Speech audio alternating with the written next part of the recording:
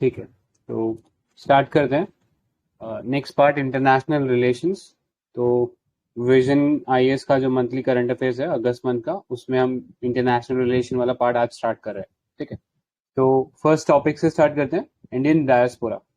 ठीक है, तो इंडियन डायस्पोरा बेसिकली है क्या? तो it's a group of people who are Indian origin living outside India. ठीक है, तो ये बेसिक आइडिया है इंडियन डायस्पोरा का, या डायस्पोरा इन जनरल, मतलब किसी कंट्री के लिनिएज से जो बाहर, उस कंट्री से बाहर कहीं रह रहे हैं, तो उनको हम डायस्पोरा बोलते हैं। अभी रिसेंटली एक पार्लियामेंट्री कमेटी थी, उसने एक कॉम्प्रिहेंसिव रिपोर्ट रिलीज करी है इंडियन डायस्पोरा पे। ठीक है, तो एक अगर हम इंटरनेशनल रिलेशन की बात करें, जब भी कोई इंटरनेशनल रिलेशन का क्वेश्चन आता है तो आप उसको मल्टीपल डिमेंशन में खोल सकते हो। जैसे दो कंट्रीज के बीच में ट्रेड कितना है, या दो कंट्रीज के बीच में कोई डिफेंस पार्टनरशिप है, या कोई डिफेंस एक्सरसाइज करते हैं क्या। ठीक है, या फिर पीपल टू पीपल टाइज कैसे हैं। ठीक है, कि आपस में लोगों में क्या संबंध है। ठीक है, वहां पे डायस्पोरा जो है एक इंपॉर्टेंट रोल प्ले करता है उस स्पेसिफिक डिमेंशन में। ठीक है, सो अगर हम बात करें इंडिया की डायस्पोरा के टुवर्ड्स पॉलिसी क्या रही है, तो it has been evolving ever since independence. ठीक है, 1957 1950s का जो टाइम था, उस टाइम पर इंडिया का जो व्यू था वो ये था कि ओवरसीज इंडियन सिटीजन जो इंडियन लोग जो हैं, जो यहाँ से बाहर चल के किसी और कंट्री का उन्होंने नेशनैलिटी ले लिया, सिटीजनशिप ले लिया, तो उनके लिए इंडिया का व्यू था कि हम उनके लिए कोई ऐसा अलग से कोई पॉलिसी नहीं रखेंगे, otherwise this might offend the host country. ठीक है, कि आप किसी की सॉवरेनिटी के ऊपर फिर क्वेश्चन मार्क रेज कर रहे हो अगर आप किसी फॉरेन सिटीजन के लिए कोई पॉलिसी बनाते हो तो। ठीक है, सो 1950s में एक तरह से कह सकते हैं एपैथी थी towards Indian diaspora living abroad. ठीक है, लेकिन 1980s के ऑनवर्ड ये पॉलिसी थोड़ा सा चेंज होने लग गया। इंडिया को रियलाइज होने लग गया कि जो इंडियन लोग जो है, या पर्सन ऑफ इंडियन ओरिजिन जो है, वो यूजफुल है काफी। ठीक है, तो they started inviting Indians from abroad. ठीक है, चाहे वो फिर किसी भी नेशनैलिटी के हो, और उनसे बेसिकली ये कुछ ना कुछ हेल्प एक तरीके से हो जाए नेशन बिल्डिंग में, वो एक आइडिया था। ठीक है, लेकिन ये एक बहुत क्रूड फॉर्म था।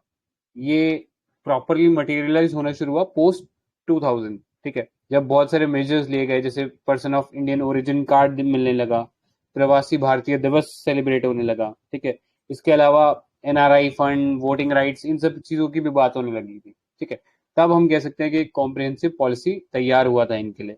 ठीक है, सो कोई बता सकता है प्रवासी भारतीय दिवस हम किस लिए सेलिब्रेट करते हैं, या कोई स्पेसिफिक उसका कोई इम्पोर्टेंस है क्या हमारे लिए, प्रवासी भारतीय दिवस का? हाँ, वो महात्मा गांधी ब्रिटेन नहीं, मतलब साउथ अफ्रीका में थे ना, वापस इंडिया आए थे। करेक्ट, तो ब्रिटिश साउथ अफ्रीका, हाँ साउथ अफ्रीका से वो इंडिया वापस आए थे, तो इसलिए वो जनवरी मंथ में उसको सेलिब्रेट करते हैं। ठीक है, तो ये इम्पोर्टेंस है प्रवासी भारतीय दिवस का। और इस दिन हम लोग रिकग्नाइज करते हैं मेजर्स या कोई भी एफर्ट्स जो कि पर्सन ऑफ इंडियन ओरिजिन ने इंडिया के डेवलपमेंट के लिए लिया हो, तो उनको हम इसमें सम्मानित करते हैं। ठीक है, सो दो दो तीन टाइप से आप इंडियन डायस्पोरा को समझ सकते हो। एक तो नॉन रेजिडेंट इंडियन है, यानी अभी भी इंडियन सिटीजन है, बस इंडिया में रह नहीं रहा है।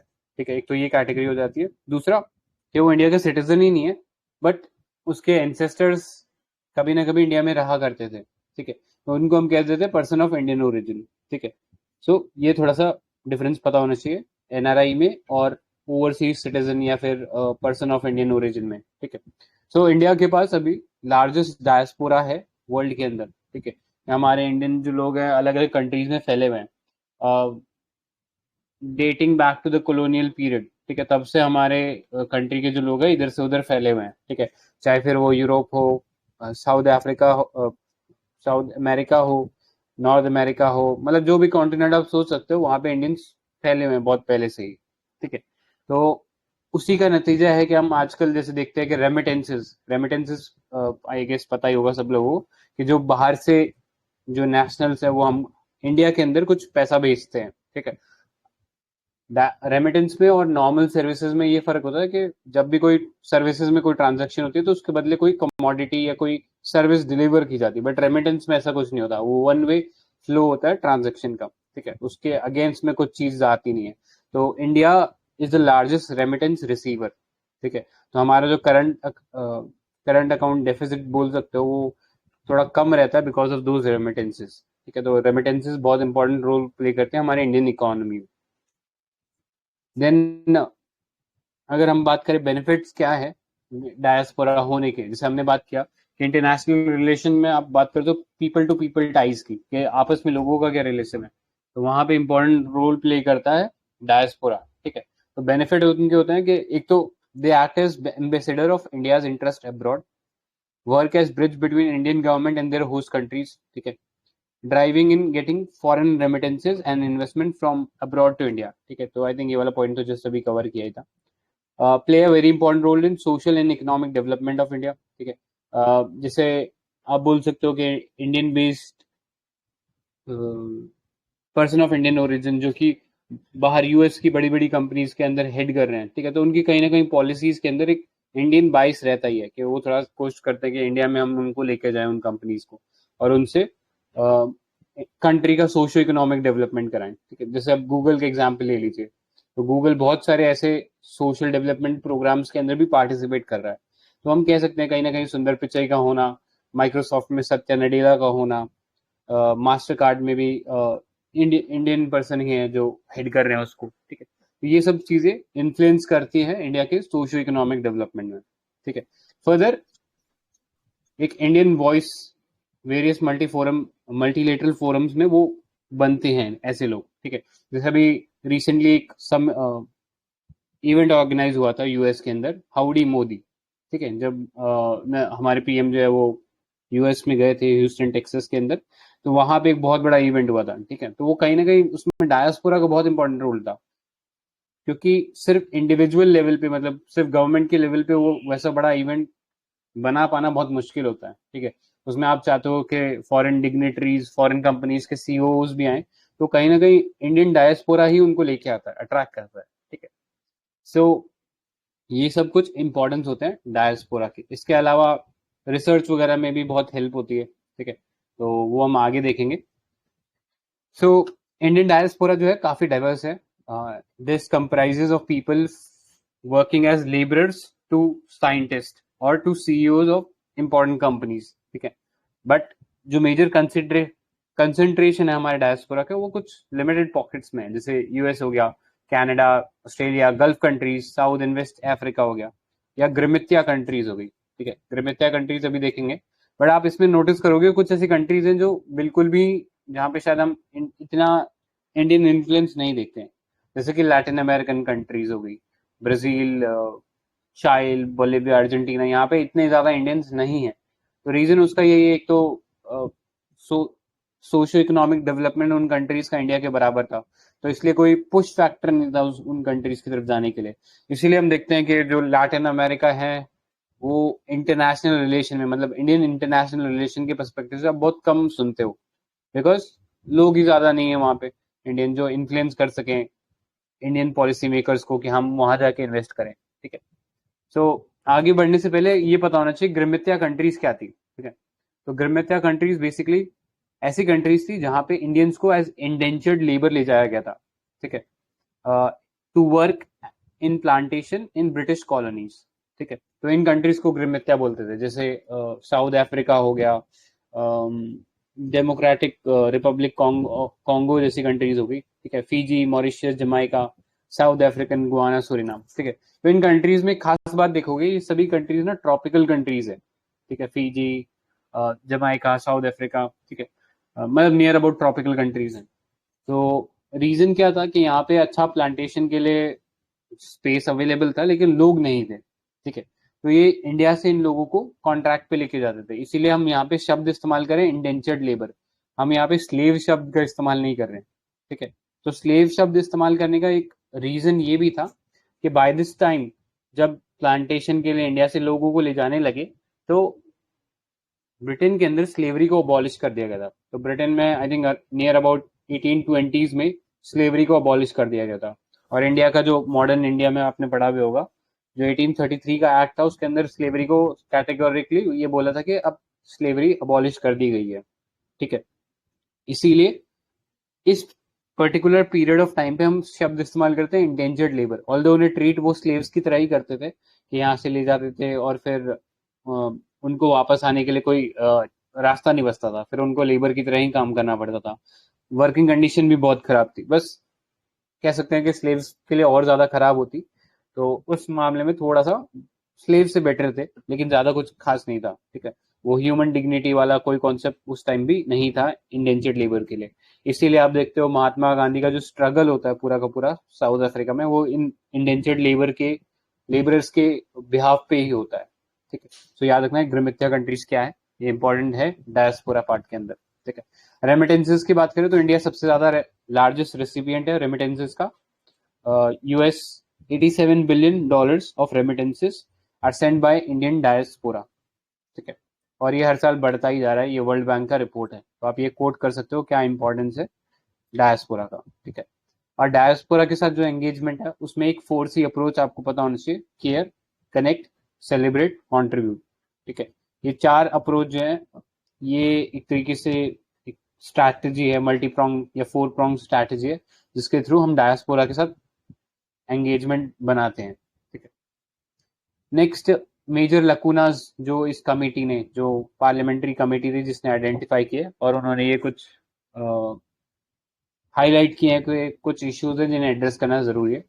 पहला, लैक ऑफ ऑथेंटिक डेटाबेस, ठीक है। क्योंकि मोस्टली जो पर्सन ऑफ इंडियन ओरिजिन का जो डेटाबेस है ये एक वॉलंटरी डेटाबेस है, मतलब जो लोग बाहर रह रहे हैं अब्रॉड के अंदर और वो चाहते हैं कि वो इस डेटाबेस में एंट्री करवाएं, तो वो आते हैं इंडियन एम्बेसी और फिर रजिस्ट्री करवाते हैं, ठीक है।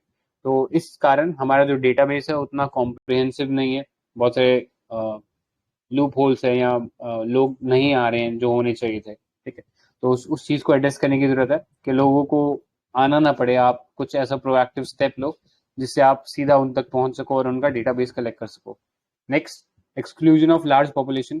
तो जनरली हम ये जो प्रवासी भारतीय दिवस और ये सब चीजें को बात करें तो यहाँ पे जनरली हाई प्रोफाइल लोगों को बुलाया जाता है। यहाँ पे जनरली जो लो या सेमी स्किल्ड वर्कर्स होते हैं उनके लिए ज्यादातर जगह मिलती नहीं है, ठीक है। तो ऐसे लोग बाहर रह जाते हैं। देन कोई क्लियर पॉलिसी नहीं था, जैसे अभी हमने देखा कि इंडिया की पॉलिसी इवॉल्व होती आ रही है, लेकिन अभी भी कोई कॉन्क्रीट पॉलिसी नहीं है, ठीक है। कोई फ्रेमवर्क नहीं है जिसके थ्रू हम लोग कैरेक्टराइज कर सके पूरा का पूरा हमारा engagement with Indian diaspora. Then number of unresolved grievances है। जैसे ग्रीवेंसेस की आप बात देखोगे तो फॉरेन कंट्रीज में भी कुछ इशू होता है जो इंडियन डायस्पोरा फेस करते हैं एंड वहां पे गवर्नमेंट ज्यादा कुछ कर नहीं पाती है। जैसे कि अगर आप वेस्ट एशिया की बात करो, पर्टिकुलरली द गल्फ कंट्रीज, जहाँ पे बहुत ज्यादा लेबर की डिमांड होती है और ज्यादातर इंडियन यहाँ पे सेमी स्किल्ड और लो स्किल्ड वर्कर्स रहते हैं वेस्ट एशिया या गल्फ कंट्रीज के अंदर, ठीक है।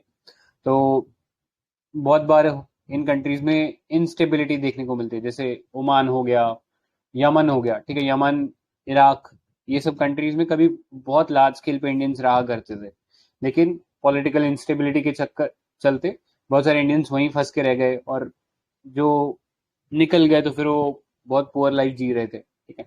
तो they have to face such political instability, या कभी कभी शिया सुन्नी कन्फ्लिक्ट हो गया या कोई रेडिकल फंडामेंटलिस्ट मूवमेंट हो गया जैसे ईरान में था, तो इस टाइम भी सिक्योरिटी जो है वो इंडियंस की थोड़ा मुश्किल में आ जाती है, ठीक है। देन एक्सप्लॉयटेटिव कफाला लेबर सिस्टम। तो ये कफाला लेबर सिस्टम पता होना चाहिए। तो जनरली ये जो वर्कर्स जाते हैं ये लो स्किल्ड वर्कर्स होते हैं, तो इनको ज्यादा माइग्रेशन के बारे में पता नहीं होता या इमिग्रेशन का पता नहीं होता। जनरली क्या होता है, इनका जो पूरा मूवमेंट है इंडिया से गल्फ कंट्रीज में जो जहां पे भी ये जा रहे हो, तो एक स्पॉन्सर होता है, ठीक है। वो पूरा का पूरा इनका मूवमेंट चेक करता है। लेकिन इस कफाला सिस्टम के अंदर ये जो वर्कर्स हैं they are bound by the contract to a कफील। कफील इज स्पॉन्सर, ठीक है। तो वो पूरा उनका पासपोर्ट वगैरह जब्त कर लेता है और फिर इनसे एक तरीके से इंडेंचर्ड लेबर ही कराता है, यानी उनका वो पासपोर्ट देता नहीं है, उनको जाने नहीं देता, ठीक है। तो ये एक एक्सप्लॉयटेटिव सिस्टम है जिसपे वर्क अपॉन करने की जरूरत है। नेक्स्ट, निताकत लॉ, ठीक है। अभी ये रिसेंटली इंट्रोड्यूस किया गया है सऊदी अरेबिया में, ठीक है। तो सऊदी अरेबिया में जो बाहर से लोग जाते हैं, चाहे वो 10 साल रह ले, 20 साल रह ले, वो वहाँ के सिटीजन नहीं बन सकते, ठीक है। वहाँ के ओरिजिनल सिटीजन जो सऊदी अरेबिया के जो नेटिव लोग हैं वही ओरिजिनल सिटीजन है। बाकी और किसी को सिटीजनशिप मिलती नहीं है. So people can go there and work. But अभी एक रिसेंटली लॉ आया है कॉल्ड निताकत लॉ. तो इसमें बेसिकली ये बोला गया है कि जो प्राइवेट कंपनी है या गवर्नमेंट कंपनी है, वहां पे पहली प्रेफरेंस जो है आपको सऊदी अरेबिया के नेटिव्स को देनी है, ताकि वो अ, मतलब उनका सब्जुगेशन ना हो जाए बाय द इमिग्रेंट्स. ठीक है. तो इसलिए ये निताकत लॉ लाया गया है. एंड इसके चलते स्पेशली इंडियंस, जो कि एक बहुत लार्ज वर्क फोर्स का पार्ट है वहां पे, तो उनके ऊपर उनके वर्क के ऊपर थोड़ा खतरा बन रहा है. ठीक है, नेताकत लॉ से. तो ये कुछ इश्यूज पता होने चाहिए. देन डेवलप कंट्रीज की बात करें, लाइक यूएस, कनाडा, यूके, तो यहाँ पे इश्यूज क्या रहते हैं? लाइक डिस्क्रिमिनेटिव प्रैक्टिस रहती है, रेसिज्म वगैरह रहता है, प्रोटेक्शनिज्म रहता है. यूएस की स्पेसिफिकली बात करें तो H1B वीजा था. ठीक है. जिसके थ्रू बहुत सारे स्किल्ड इंडियन वर्कर्स जो थे वो यूएस में जाके सेटल होते थे या वर्क करते थे. तो वहां पे बहुत स्ट्रिक्टर लॉ कर दिए हैं, जिससे एंट्री जो है इंडियंस की थोड़ी मुश्किल हो जाती है. ठीक है. Then demand for dual citizenship. ठीक है. तो जैसे पॉलिटी आई थिंक पढ़ा ही होगा आप लोगों ने, तो आपको पता होगा कि इंडिया में ड्यूअल सिटीजनशिप अलाउड नहीं है.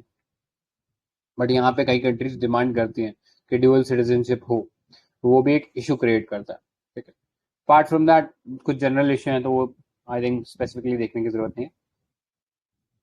इसके अलावा जो कमेटी थी उसने ये भी हाईलाइट किया कि हमारे पास इनसफिशिएंट प्रोग्राम है, स्कीम है, जिससे हम welfare of diaspora population ensure कर सके. एंड क्राइसिस की सिचुएशन में अभी भी हमारे पास कोई कोहेरेंट पॉलिसी नहीं है.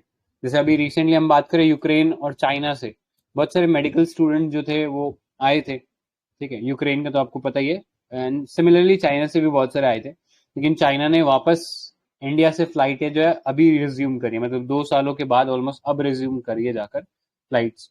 तो तब तक वो बेचारे बच्चे यहीं पे फंसे हुए थे. तो उनके लिए हमारे पास कोई पॉलिसी नहीं था कि क्या करना चाहिए, क्या उन्हें वापस यूक्रेन या बाहर की किसी यूनिवर्सिटी में उनको पढ़ाया जाए या इंडिया के अंदर ही उन्हें पढ़ाया जाए.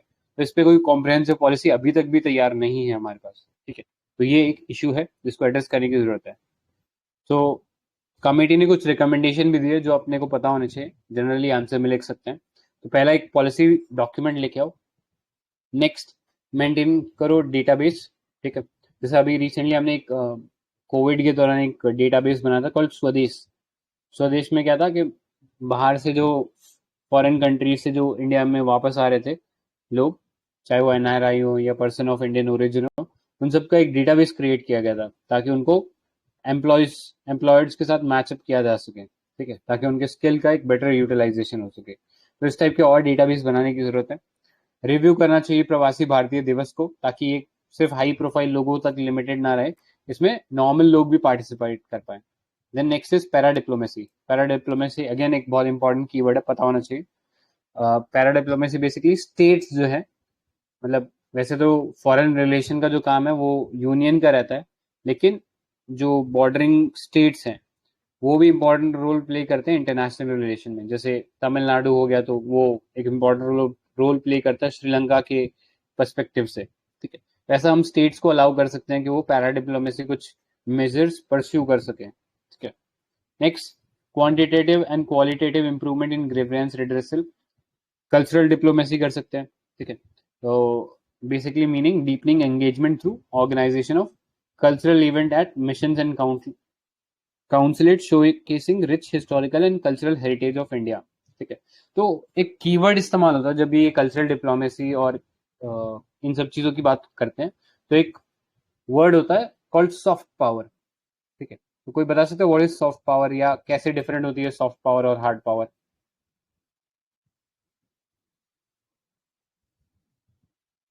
इंटरनेशनल रिलेशन में हम कई बार डिस्कस करते हैं कि ये सॉफ्ट पावर बढ़ाएगा हमारी, जैसे ये डायस्पोरा जो है सॉफ्ट पावर बढ़ाएगी. तो सॉफ्ट पावर का बेसिकली मतलब ये होता है कि मतलब इंटरनेशनल रिलेशन में दो टाइप की आप पावर डिस्कस करते हो. एक हार्ड पावर होती है. हार्ड पावर मतलब कि आपके पास बहुत मिलिट्री है, आपके पास बहुत इकोनॉमिक पावर है. ठीक है. तो ये हार्ड पावर होती है. हार्ड पावर से आप किसी कंट्री को इन्फ्लुएंस कर सकते हो अपने अकॉर्डिंग काम करने के लिए. ठीक है. जैसे यूएस क्या करता है कि अगर सपोज आप यूएस के किसी एनिमी कंट्री से बहुत सारा ऑयल परचेज कर रहे हो या फिर कोई गुड्स परचेज कर रहे हो, तो आपके ऊपर काटसा एक्ट लगा देता है. ठीक है. आपको मानना पड़ता है बिकॉज उसके पास बहुत ज्यादा इकोनॉमिक पावर है, वो आपके कंट्री में आने वाला एफडीआई को रोक सकता है, या वो मिलिट्री का इस्तेमाल करके आपको फोर्स कर सकता है कि आप ये वाला स्टेप लो। जैसे सुएज कैनाल क्राइसिस हुआ था, तो उसमें यूएस ने बाकी कंट्रीज को फोर्स किया था कि आप यहाँ से सुएज कैनाल से हट जाइए। ठीक है, तो ये सब चीजें हैं जो हार्ड पावर के एग्जाम्पल होती है। लेकिन हार्ड पावर से अगर हम थोड़ा सा एथिक्स से रिलेट करें, तो ये इस टाइप की पावर है जहाँ पे आप किसी को फोर्स कर रहे हो कोई डिसीजन लेने के लिए। तो उस केस में होता क्या है कि पर्सन सिर्फ कंप्लाई करता है उस चीज से। ठीक है, बिकॉज उसको एक डर रहता है कि अगर कंप्लाई नहीं किया तो मेरे साथ कुछ गलत हो सकता है। ठीक है, सो जब तक एक अथॉरिटी है तब तक ही वो कंप्लाई करेगा उस आइडिया से या उस डिसीजन से। जैसे ही वो अथॉरिटी हट जाएगी, वो वापस जो पहले काम कर रहा था वो करने लग जाएगा। या इन केस फ्यूचर में कभी वो और स्ट्रांग हो गया, तो फिर वो जो हार्ड पावर यूज करने वाला उसकी बात नहीं मानेगा, क्योंकि उसके पास भी उतनी बराबर पावर होगी। लेकिन सॉफ्ट पावर में क्या होता है, सॉफ्ट पावर में आप ऐसी पॉलिसीज का इस्तेमाल करते हो जिससे कि सामने वाले को ऐसा लगता है कि ये सब चीजें उसके बेनिफिट में है। जैसे अगर हम कल्चरल प्रोग्राम्स करते हैं, तो लोगों को हमारे कल्चर के बारे में पता लगता है, people are attracted to our culture. ठीक है, तो ऑटोमेटिकली वो जो डिसीजन लेगा, वो उसके ऊपर फोर्स नहीं किया गया, वो डिसीजन उसने खुद लिया है। ठीक है, तो that's the difference between soft power and hard power.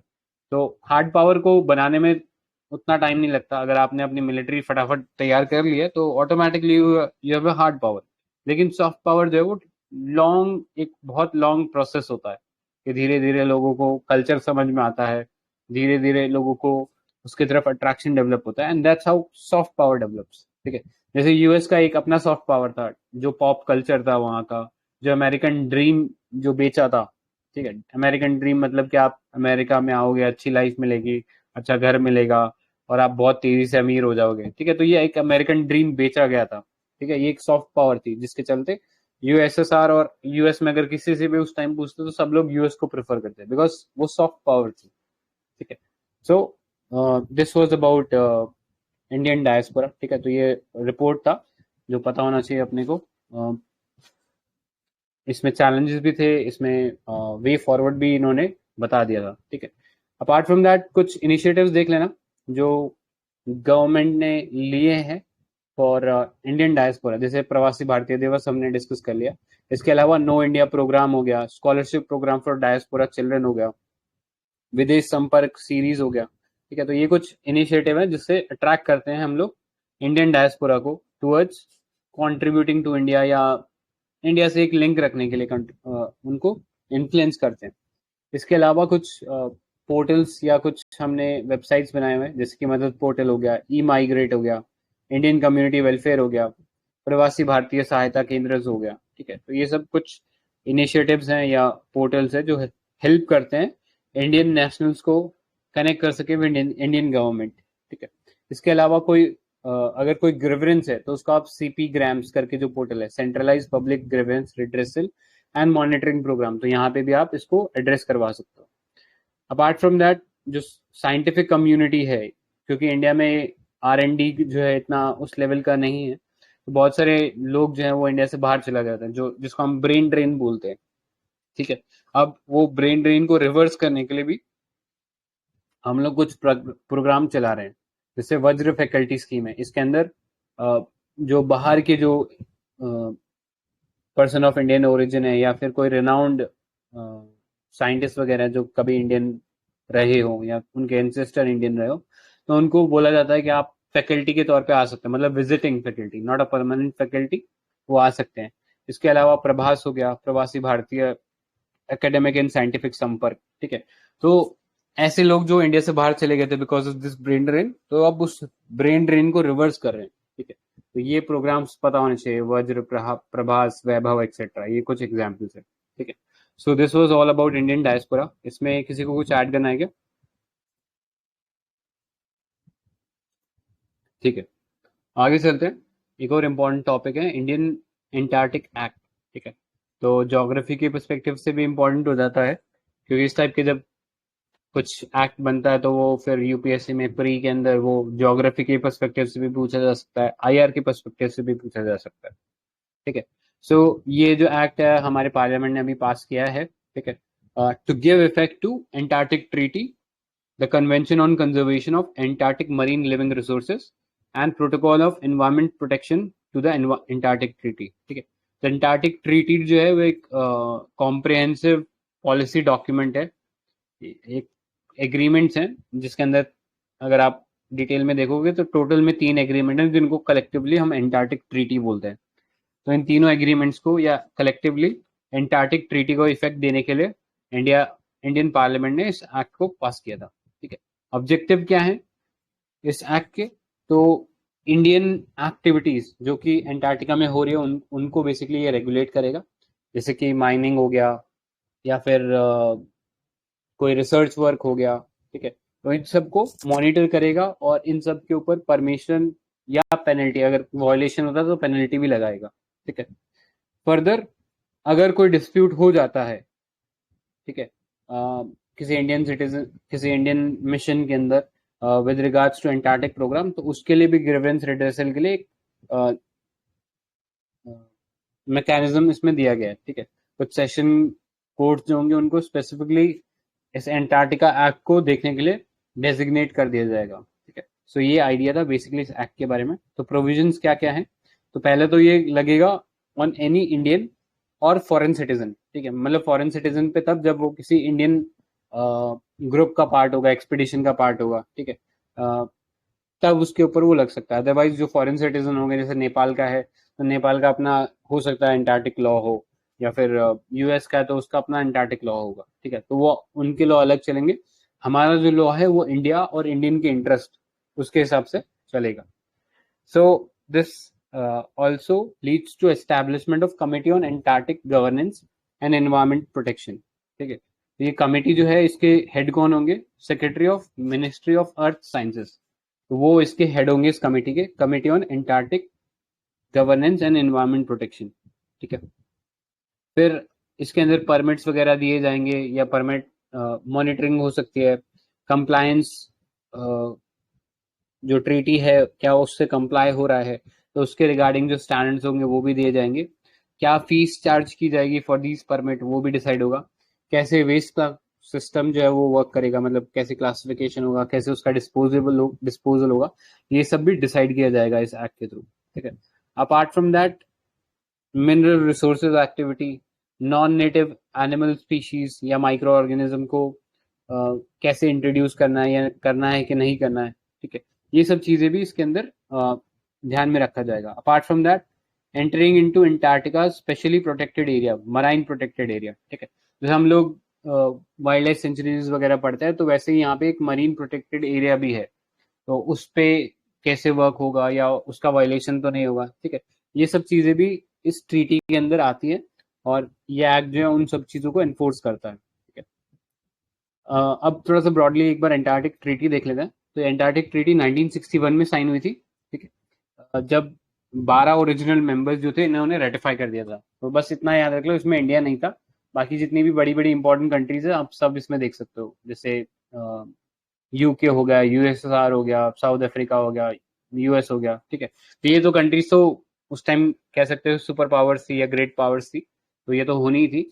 But इनके साथ साथ ये जो कंट्रीज देख रहे हो, अर्जेंटीना, ऑस्ट्रेलिया, चाइल, न्यूजीलैंड, न्यूजीलैंड हो गया, तो ये सब कंट्रीज जो है ये सदर्न हेमिस्फीयर में पड़ती है, very close to the Antarctic region, तो इसलिए ये स्टेक होल्डर बनते हैं इसके अंदर। इंडिया भी ज्वाइन करता है बट मच लेटर इन 1983। ठीक है, सो ये याद रख लेना, India was not the founding member, India came into this treaty much later। ठीक है, ऑब्जेक्टिव क्या था? एक तो डीमिलिटराइज करो एंटार्क्टिका को, तो ऐसा रीजन जो किसी के जुरिडिक्शन में नहीं है। ठीक है, तो उसको हम बोलते हैं कि ये है ग्लोबल कॉमन।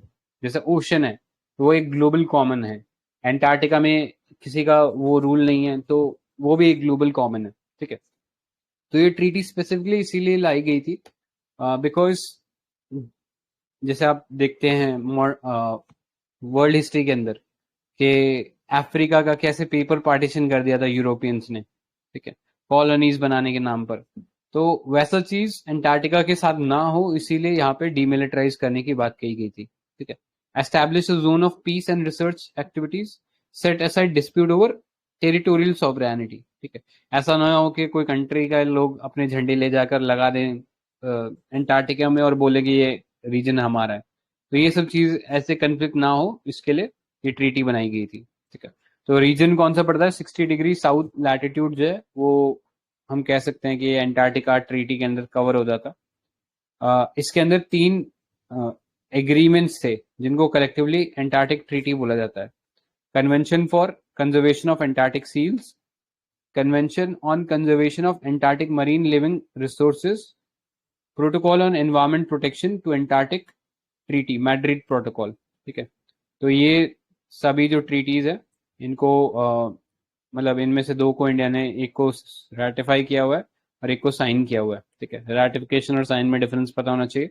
रेटिफिकेशन मतलब कि आपने उसको साइन भी कर दिया है और साथ ही साथ एक अपने नेशनल लॉ के अंदर उसको जगह भी दी है। ठीक है, तो जैसे अभी हमने ये एक्ट पास किया तो कहीं ना कहीं ये तीनों को ही इम्प्लीमेंट कर रहा है। ठीक है, तो हमने ऑफिशियली रेटिफाई कर दिया इसको।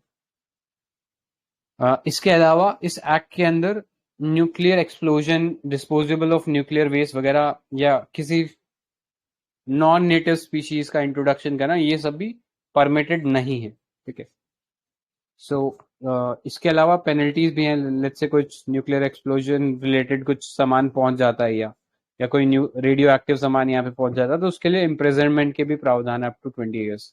ठीक है, डेजिग्नेटेड कोर्ट्स रहेंगी। तो डेजिग्नेट कौन करेगा? सेंट्रल गवर्नमेंट डेजिग्नेट करेगा। 1 और more session courts to be designated as courts. ठीक है, यहाँ पे आप इमेज देख सकते हो एंटार्क्टिका की, तो देख लेना। अटलांटिक ओशन, पैसिफिक ओशन और इंडियन ओशन तीनों टच करते हैं इसको। थोड़ा बहुत आपको आइडिया होना चाहिए लार्सन आइस शेल्फ, वेंडल सी कहाँ पड़ता है, रॉस आइस शेल्फ कहाँ पड़ती है। ठीक है, तो ये इस टाइप से इनडायरेक्ट सवाल आ सकते हैं, तो देख लेना इसको। ठीक है, अपार्ट फ्रॉम दैट यहाँ पे कमर्शियल फिशिंग के भी लाइसेंस जो है वो दे सकते हैं इस एक्ट के अंदर। ठीक है, और फर्दर अगर हम बात करें अंटार्कटिका के बारे में इन जनरल, तो it's the world's 5th largest, southernmost and driest windiest continent. ठीक है, तो 5th लार्जेस्ट है और ग्लोबल कॉमन है, मतलब कोई ऐसा कोई खुद का गवर्नमेंट नहीं है, ना कोई इंडिजिनियस पॉपुलेशन है यहाँ पे। ठीक है, world just 2% of this continent is free of ice. ठीक है, बाकी पूरा आइस से भरा हुआ है। 98% ये पूरा आइस से भरा हुआ है। And it holds 90% of the earth total ice volume, 70% of the fresh water. ठीक है, सो ये था कुछ जनरल फैक्ट्स अबाउट एंटार्क्टिका। अगर हम सिग्निफिकेंस की बात करें एंटार्क्टिका हमारे लिए इम्पोर्टेंट क्यों है, तो एक तो इसमें आप बोल सकते हो, एक तो अर्थ का पूरा जो टेम्परेचर है उसको रेगुलेट जो है वो एंटार्क्टिका से ही होता है। जैसे हमने रिसेंटली भी बात किया था, अटलांटिक मेरिडोनियल ओवरटर्निंग करंट एक चीज होता है। ठीक है, ये करंट होता है जो नॉर्थ से साउथ पोल तक जाकर पूरे जो टेम्परेचर डिस्ट्रीब्यूशन है अर्थ के अक्रॉस उसको मेंटेन रखता है। ठीक है, तो अगर वो पोल्स के पास, एंटार्क्टिका के पास ठंडा नहीं होगा तो वो पूरा साइकिल डिस्टर्ब हो जाएगा और अर्थ के ऊपर टेम्परेचर कभी रेगुलेट नहीं हो पाएगा। इसके अलावा रिक्रिएशनल वैल्यू है इसकी, सपोर्ट करता है masses of the world sea life like whales, dolphin, penguins वगैरह। एक चीज याद रखना, यहाँ पे कभी कंफ्यूज करने के लिए शायद एक बार ऐसा कुछ पूछा हुआ था कि पोलर बियर्स कहाँ मिलते हैं ऐसा करके, तो याद रखना पोलर बियर्स जो है वो नॉर्थ पोल में मिलते हैं, यहाँ पर नहीं मिलते। ठीक है, एंटार्क्टिका में नहीं है पोलर बियर्स, यहाँ पे पैंगुइन्स मिलेंगे आपको। Next, natural laboratory to study climate change. Rich sources of mineral है यहाँ पे, ऑयल, गैस या मरीन रिसोर्सेज हैं जैसे फिश वगैरह होगी, तो ये भी बहुत इंपॉर्टेंट रोल प्ले करते हैं। अगर इंडिया के रिसर्च स्टेशन की यहाँ पे बात करें तो यहाँ पे 2 हैं, मैत्री, भारती। इससे पहले एक और था दक्षिण गंगोत्री, लेकिन अब वो डिफंक्ट है, लेकिन अभी भी उसको एक बेस की तरह इस्तेमाल करते हैं, लेकिन ऐसे कोई रिसर्च नहीं होती अब दक्षिण गंगोत्री में। तो याद रखना मैत्री और भारती। सिमिलरली नॉर्थ पोल में भी हमारा एक रिसर्च स्टेशन है, उसको कोई नाम बता सकता है क्या? क्या नाम था उसका? माधुरी। करेक्ट। तो याद रखना हिमाद्री हम नॉर्थ में हिमालय से याद रख सकते हैं कि नॉर्थ में हमारे हिमालय है उनको हम हिमाद्री बोलते हैं, तो वैसे ही हिमाद्री जो है वो नॉर्थ पोल में है। ठीक है, तो आगे चलते हैं। अभी इंडिया का एंटार्क्टिक प्रोग्राम मैनेज कौन कर रहा है? तो इसको मैनेज कर रहा है national centre for polar and ocean research. ये गोवा में एक इंस्टीट्यूट है जो इंडिया के जितने भी एंटार्क्टिक प्रोग्राम है उनको मैनेज करा। अब तक 40 से ज्यादा हम लोगों ने साइंटिफिक एक्सपीडिशन एंटार्क्टिका के लिए लॉन्च किए हैं। ठीक है, सो this was about Antarctica act. इसमें किसी को ऐड करना है क्या?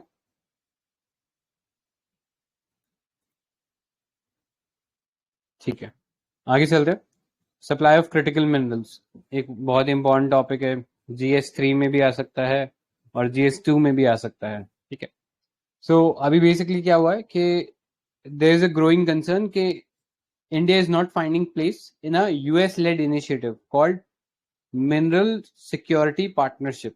ठीक है, तो US के साथ हम बहुत सारे ग्रुपिंग्स में साथ है, लेकिन यहाँ पर हम लोग साथ नहीं हो पा रहे हैं। अब ये मिनरल सिक्योरिटी पार्टनरशिप है क्या? तो ये एक 11 कंट्रीज का प्रोग्राम है, एक इनिशिएटिव है जिसके थ्रू वो जो क्रिटिकल मिनरल रिसोर्सेज हैं जैसे कि कोबाल्ट, लिथियम एक्सेट्रा या अदर रेयर अर्थ एलिमेंट्स, इनकी जो सप्लाई चेन है इसको इंटैक्ट रखना चाहते हैं, मतलब इसमें कोई डिसरप्शन नहीं होना चाहिए। ठीक है, तो इसमें members include US, Australia, Canada, Finland, France, Germany etcetera. ठीक है, और ये जो अलायंस है this is aimed at catalysing investment from government and private sector to ensure that countries release the full economic development benefit of geological endowments. ठीक है, यानी यहाँ पे गवर्नमेंट भी है, प्राइवेट भी है।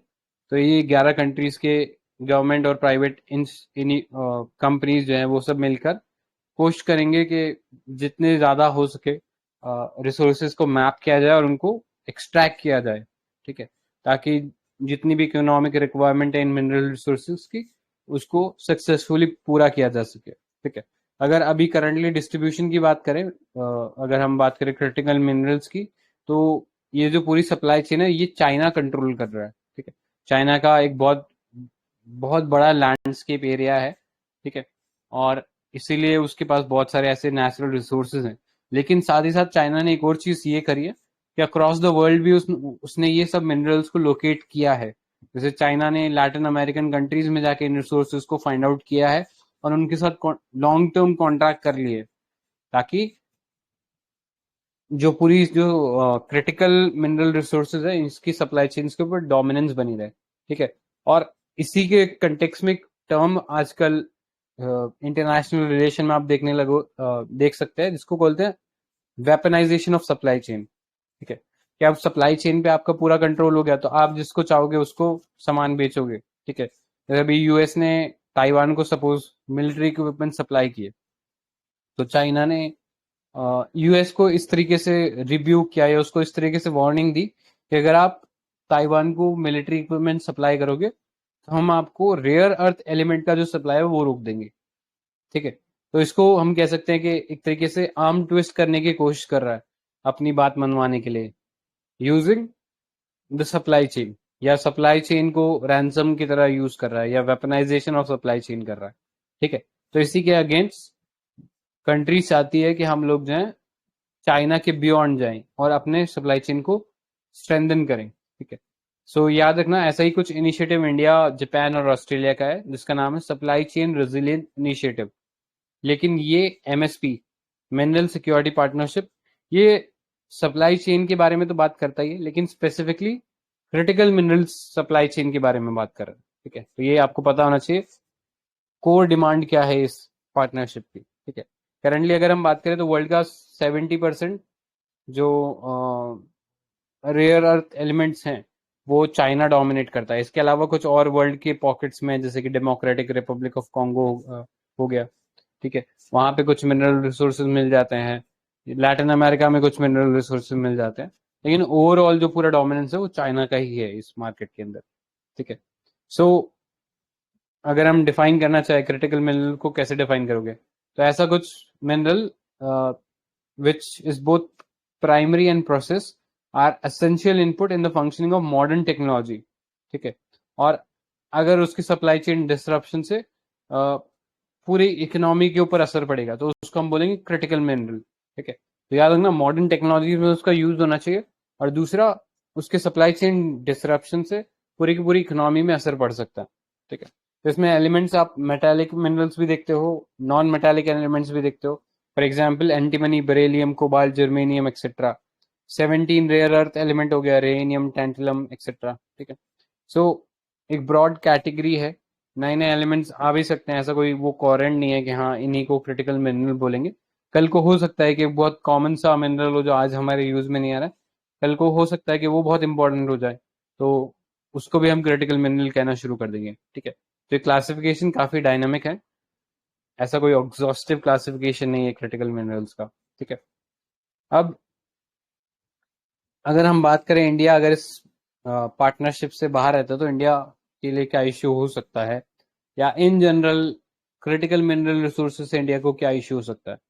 तो पहला एक तो इनोवेशन जो है उसकी कमी है, ठीक है, कि हम लो ग्रेड जो ओर्स इंडिया के अंदर जो मिनरल प्रेजेंट है उनको प्रॉपरली यूटिलाइज नहीं कर पा रहे हैं, ठीक है। हो सकता है अगर हम उन्हीं को यूटिलाइज करें तो हमें ये रेयर अर्थ एलिमेंट या इंपोर्ट करने की जरूरत ही नहीं है। दूसरा डोमेस्टिक रिजर्व्स, ठीक है, हमारे पास इंडिया के पास भी एक बहुत बड़ा लैंड एरिया है which is richly endowed with various kind of minerals, but हम उन्हें एक्सट्रैक्ट नहीं कर पा रहे because of limited capacity and issues of inter agency coordination, ठीक है। फिर ज्यादातर अगर हम बात करें जो माइनिंग हो रही है इन टाइप इन मिनरल्स की, तो वो आप देखोगे गवर्नमेंट कंपनीज की मोनोपोली है। जैसे गवर्नमेंट के पीएसयूज है, हिंडाल्को हो गया, ठीक है, या नाल्को हो गया, नेशनल एल्यूमिनियम कंपनी लिमिटेड ऐसा करके, या फिर एनएमडीसी हो गया। तो ये सब गवर्नमेंट पीएसयूज हैं जो कि ये रेयर अर्थ एलिमेंट जो है उनको माइन करते हैं, ठीक है। तो वो मोनोपोली गवर्नमेंट एंटिटीज की बनी हुई है, थोड़ा प्राइवेट भी आएगा तो अच्छा रहेगा। जैसे अभी वेदांता है, वेदांता ने बहुत सारी लॉस मेकिंग पीएसयूज को एक्वायर किया था, जैसे हिंदुस्तान जिंक। ये आई थिंक अगर आपने डिसइन्वेस्टमेंट पढ़ा होगा तो जरूर नाम सुना होगा हिंदुस्तान जिंक का।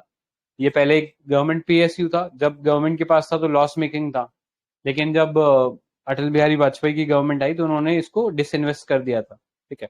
और अब ये वेदांता ग्रुप के पास चला गया और आज एक बहुत ही अच्छा रेवेन्यू मेकिंग कंपनी है हिंदुस्तान जिंक, ठीक है। इनफैक्ट ये शायद वर्ल्ड का सेकंड लार्जेस्ट जिंक प्रोड्यूसर है। तो आप समझ सकते हो कि प्राइवेट एंटिटीज के आने से कितना बेनिफिट हो सकता है। नेक्स्ट फंड्स की बात कर लेते हैं, तो क्योंकि बहुत ज्यादा कैपिटल इंटेंसिव होता है, प्लस बहुत ज्यादा बैड एक्सपीरियंस होते हैं, क्योंकि एनवायरमेंटल क्लियरेंस मिलने में डिले लग जाता है, जिसके चलते इन्वेस्टमेंट जो है वो प्रॉपरली यूटिलाइज हो ही नहीं पाती है, ठीक है। मतलब जब फंड्स रिलीज होते हैं या इन्वेस्टमेंट आती है और जब तक रिटर्न ऑन इन्वेस्टमेंट आने लगता है तब उसके बीच में बहुत ज्यादा गैप है, तो उस गैप को भरने की जरूरत है। अगर इंडिया इसमें से बाहर रहता है तो इंडिया के लिए चैलेंजेस क्या होंगे, तो जो हमारा आत्मनिर्भर प्रोग्राम चल रहा है जिसके अंदर हम डोमेस्टिक मैन्युफैक्चरिंग कैपेसिटी को बढ़ाना चाह रहे हैं इन सेमीकंडक्टर बैटरीज एक्सेट्रा, तो इस पे बहुत सिग्निफिकेंटली या एक एडवर्स इम्पैक्ट पड़ेगा, ठीक है। ये हम सेल्फ रिलायंस जो है वो अचीव नहीं कर पाएंगे। Promotion of faster efficient goods like electricity network, ये सब नहीं बन पाएगा क्योंकि इनमें जो इलेक्ट्रॉनिक्स चाहिए वो ये क्रिटिकल मिनरल्स उसके लिए बहुत जरूरी है। Faster adoption and manufacturing of hybrid and electric vehicles, ठीक है। अब हाइब्रिड और इलेक्ट्रिक व्हीकल जो है उनके अंदर जो इलेक्ट्रॉनिक की डिमांड है वो ऑलमोस्ट 10 फोल्ड्स बढ़ गई है, ठीक है, 10 गुना से ज्यादा बढ़ चुकी है। तो वहां पे अगर हमें तेजी से अडॉप्ट करना है ई मोबिलिटी को, हमारे पास ये क्रिटिकल मिनरल होने चाहिए, अदरवाइज हम लोग पीछे रह जाएंगे। Next, decarbonisation of energy system. Specifically अगर आप बात करो ऑफशोर विंड की, तो it requires 13 times more critical minerals as compare to traditional gas plant of same size. तो आप समझ सकते हो कि जो ग्रीन एनर्जी या जो इंडिया की जो एनडीसीज है उसको फुलफिल करने के लिए भी क्रिटिकल मिनरल्स का बहुत इंपॉर्टेंट रोल है, ठीक है। तो इस चीज को एड्रेस करने के लिए गवर्नमेंट ने जो है वो एक एंटरप्राइज बनाई है, ठीक है, कॉल्ड खनिज विदेश इंडिया लिमिटेड, KABIL, काबिल, ठीक है।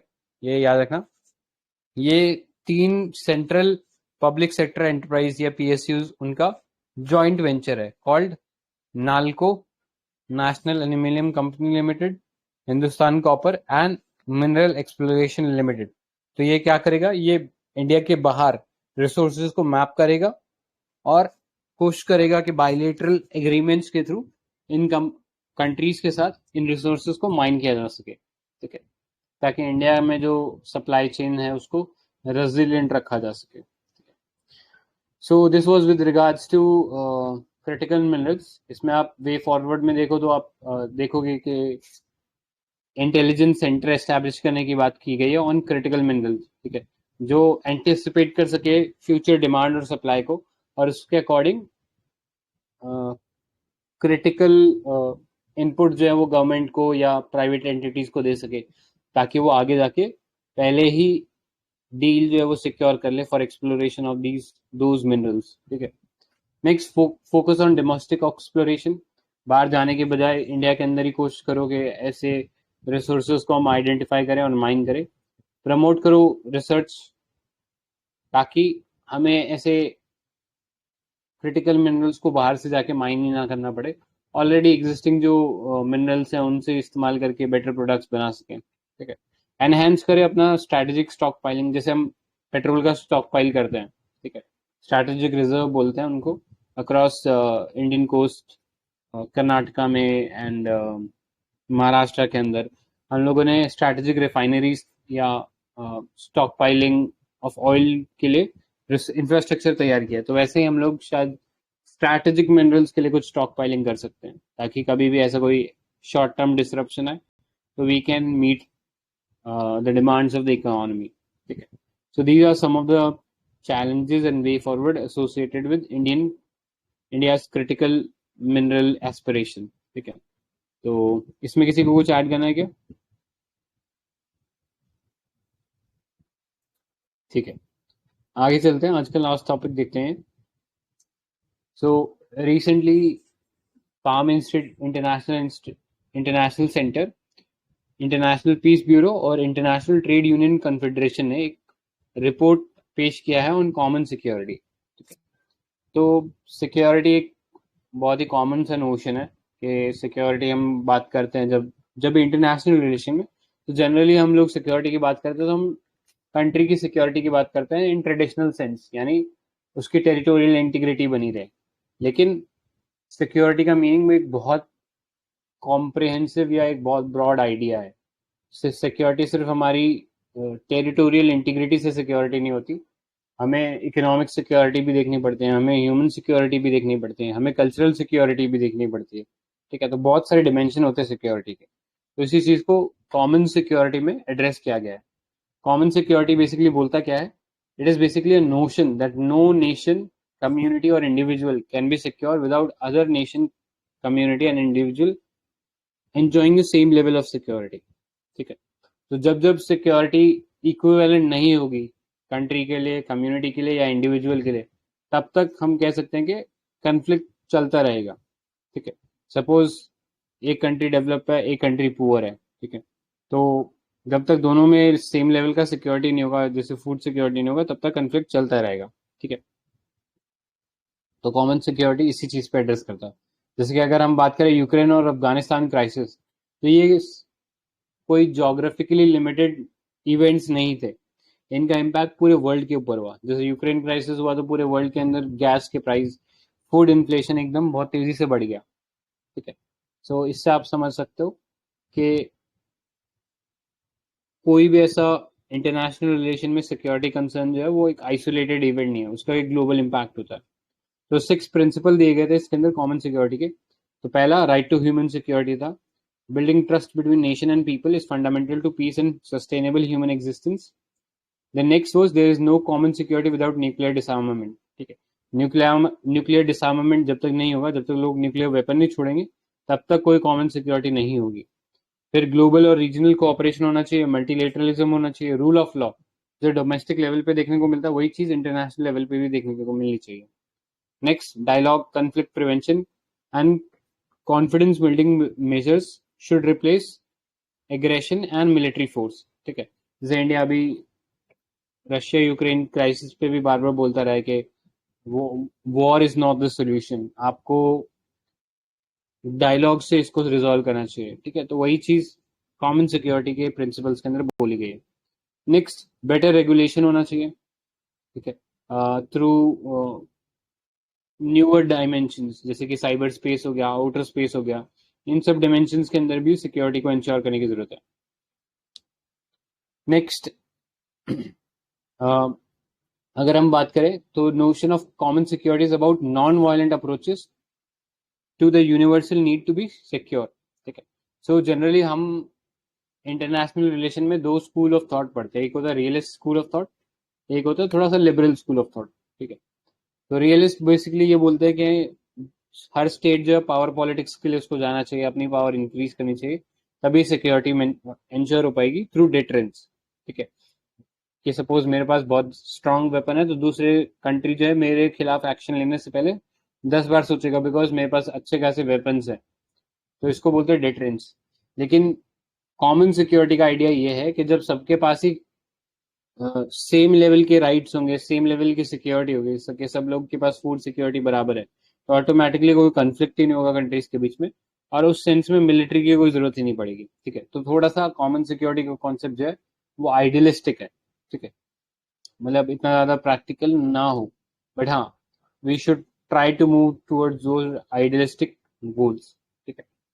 सो रिस्क क्या है कॉमन सिक्योरिटी को? एक तो मल्टीलेटरलिज्म जो है वो चैलेंज हो रहा है. जैसे हम देख रहे हैं कि multilateral institutions like WHO, UN, ये सब जो इनका मैंडेटेड रोल था इसको प्रॉपरली फुलफिल नहीं कर पा रहे हैं. इसी कारण हम देख रहे हैं रशिया यूक्रेन क्राइसिस हो रहा है. इससे पहले हमने देखा था अजरबैजान और आर्मेनिया क्राइसिस हुआ था. तो इस टाइप की क्राइसिस होते जा रहे हैं और multilateral institution like UN are not doing much. ठीक है. तो मल्टीलेटरलिज्म चैलेंज हो रहा है, तो वो एक कॉमन सिक्योरिटी की तरफ चैलेंज देखने को मिलता है. नेक्स्ट, मिलिटराइजेशन बढ़ रहा है. तो वी आर विटनेसिंग कि मैसिव इन्वेस्टमेंट हो रहा है in newer weapons leading to arms race. अब जैसे कि हाइपरसोनिक क्रूज मिसाइल आने लग गई है, न्यूक्लियर वेपन्स में नई कैटेगरी ऑफ वेपन्स आने लगे हैं कॉल्ड टैक्टिकल वेपन्स. जैसे न्यूक्लियर वेपन पहले एक स्ट्रेटेजिक वेपन हुआ करता था कि लार्ज स्केल में ब्लास्ट कर दिया, जैसे हिरोशिमा नागासाकी हो गया. लेकिन अब बहुत छोटे स्केल के टैक्टिकल वेपन्स आ गए हैं, तो मतलब उसको नॉर्मल वॉरफेयर में भी यूज किया जा सकता है. तो ये सब कुछ चीजें जिन पे थोड़ा ध्यान रखने की जरूरत है. ठीक है. नेक्स्ट अगर आप बात करोगे तो अथॉरिटेरियनिज्म राइज हो रहा है. अथॉरिटेरियन मतलब ऐसा गवर्नमेंट जो कि बहुत ज्यादा लोगों की लाइफ के अंदर इंटरफेयर कर रहा हो. ठीक है. मतलब ज्यादा उनको लिबर्टी नहीं मिल रही, तो उसकी वजह से डेमोक्रेटिक वैल्यूज जो है वो श्रिंक हो रही है. और जब डेमोक्रेसी श्रिंक होती है तो ऑटोमेटिकली हम देखते हैं टोटलिटेरियनिज्म या फासिज्म या नाजिज्म आप बोल सकते हो, इस टाइप की आइडियाज का राइज होता है जब भी डेमोक्रेसी श्रिंक होती है. तो ठीक है. Apart from that global warming एक इम्पॉर्टेंट इशू बना हुआ है जो कॉमन सिक्योरिटी को चैलेंज कर रहा है, because across the world specially in the global south country या जो डेवलपिंग कंट्रीज है वहां पे हम देख रहे हैं क्लाइमेट चेंज की वजह से बहुत ज्यादा इनइक्वालिटी बढ़ रही है.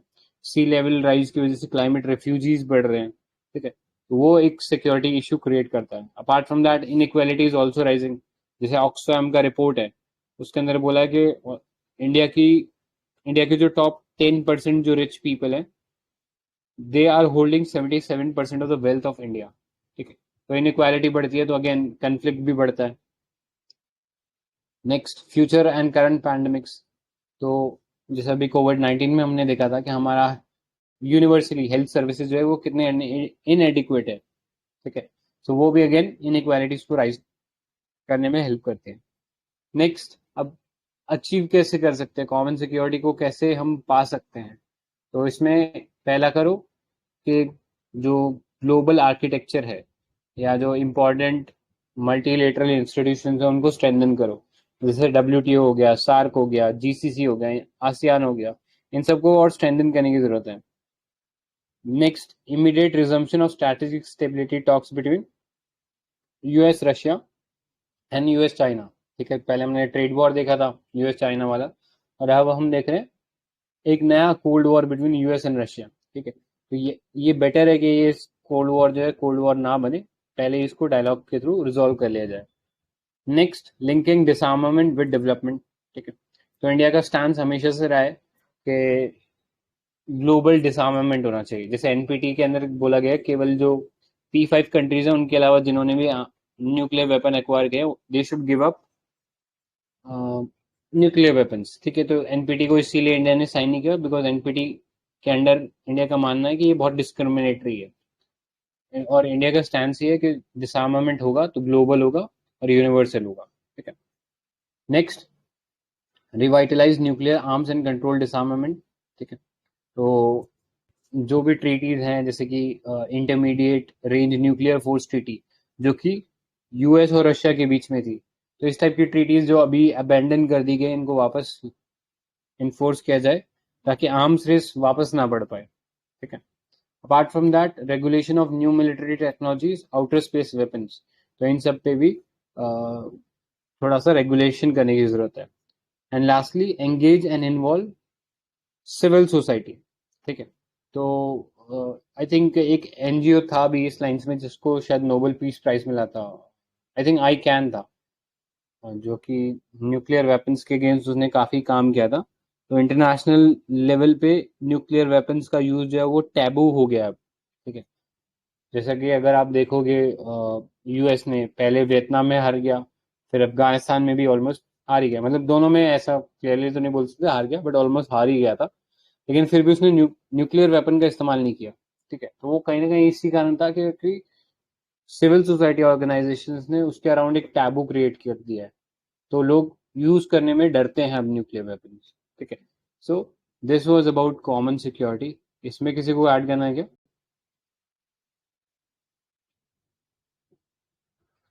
ठीक है। सो आज के लिए इतना ही था, we done for the day.